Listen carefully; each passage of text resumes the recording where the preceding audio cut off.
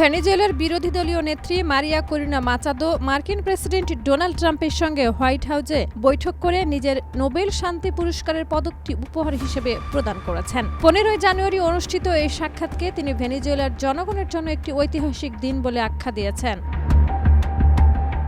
এটি ছিল ট্রাম্পের সঙ্গে মাচাদোর প্রথম সরাসরি বৈঠক। গত বছর মাচাদো নোবেল শান্তি পুরস্কার পাওয়ার পর ট্রাম্প প্রকাশ্যে অসন্তোষ জানিয়েছিলেন যে তিনি নিজে এই সম্মাননা পাননি। তবে পদক উপহার পাওয়ার পর ট্রাম্প সামাজিক যোগাযোগ মাধ্যমে কৃতজ্ঞতা প্রকাশ করে ঘটনাটিকে পারস্পরিক শ্রদ্ধার চমৎকার নিদর্শন হিসেবে উল্লেখ করেন।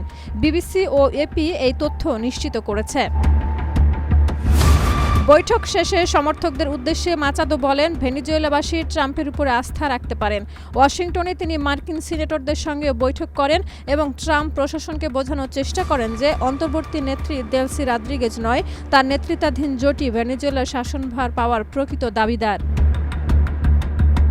এদিকে নোবেল শান্তি পুরস্কার পদক উপহার দেওয়া নিয়ে প্রশ্ন উঠলে নোবেল কমিটি জানায়, পদক দেওয়া গেলেও নোবেল বিজয়ী মর্যাদা হস্তান্তরযোগ্য নয়।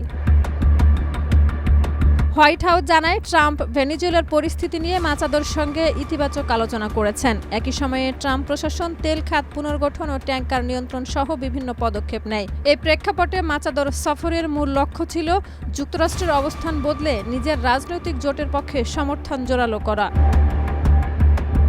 শাহিদা রুবি, মাই টিভি।